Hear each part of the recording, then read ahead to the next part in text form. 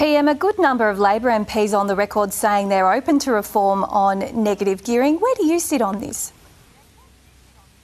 Well, there's some Liberal MPs saying the same thing, I note this morning, Bridget. Look, my view is that the key to housing policy is supply. And that has been the objective of our $32 billion Homes for Australia plan. More public housing, more build to rent that's stuck in the Senate for private rentals, more home ownership that's also stuck in the Senate with our Help to Buy scheme being blocked by the Liberals, the Nationals and the Greens in this no election. The Greens might pass it if you move on some negative gearing reform, mightn't they? They'll find some reason to block. We're the builders, they're the blockers, Bridget. They're voting against their own policy when it comes to that.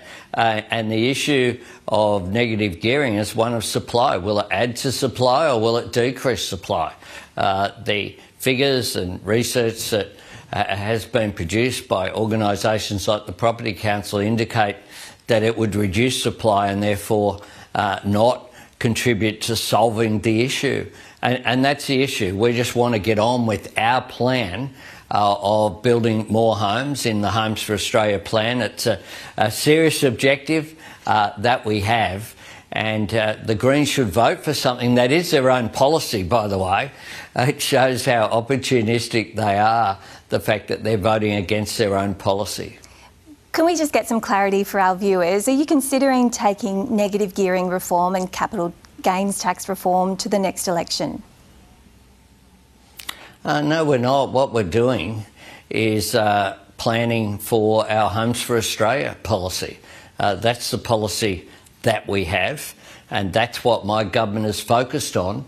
At the same time as our big focus in recent times, of course, has been putting that downward pressure on inflation. And yes, those figures give us a great deal of confidence that it's heading in the right direction. 3.5 down to 2.7, making a difference. Our energy bill relief, our tax cuts for every taxpayer, our fee-free TAFE, our cheaper childcare, all making a difference for people. At the same time as we've created, some 980,000 jobs have been created on our watch. And of course we're taking action against supermarkets as well to pressure them into delivering for their customers. That's why the announcement on Monday that the ACCC are taking Woolworths and Coles to court over more than 500 examples of products being increased in price, a smaller reduction than the actual increase, short-term increase, and then pretending that they're a special. Supermarkets shouldn't be having a lend of people, and that is what's been going on here with these allegations. So we're taking every measure possible to do that. In addition to that, I noticed on your news bulletin you just gave choices, findings I'm of happy the to cheapest chat about that in a moment. supermarkets, I just, and if that's you wouldn't positive mind, as well. Could we stay on negative gearing just for a moment, Prime Minister? Let me ask you a broader question then. Do you think, as it stands, that negative gearing has been equitable for all Australians? Has it, over time, locked some Australians out of the housing market? Well, that's the question of whether it's contributing to supply or not. For many people, of course, if you didn't have investment in housing, you wouldn't have private rentals. You would have less supply and less construction is the concern which is there. Now, our build to rent scheme, for example, which will provide incentives through the tax system for more construction of housing, is being blocked in the Senate. The Greens say it's because developers will benefit. I don't know who they think builds medium density housing if not developers. It's a rather bizarre position to put forward, and the Liberals and the Nationals, of course, are blocking it along with the Greens. It's a very strange coalition that's going on. But then again, they're also saying they're going to block our Future Made in Australia legislation. That's making more things here in Australia. We've reached that time in the political cycle where the political parties seem to just say no to everything that the government is putting forward, even when it is completely consistent with their own policy.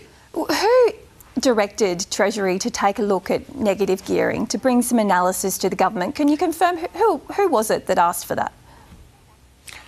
Treasury don't need to be directed. They're not school children with teachers up the front of the class telling them what to do.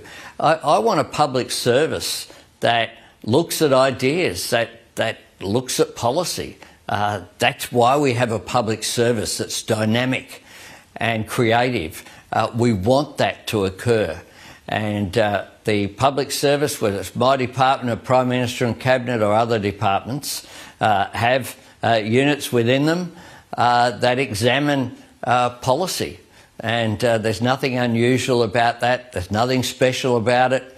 And I frankly can't see why it's an issue at all.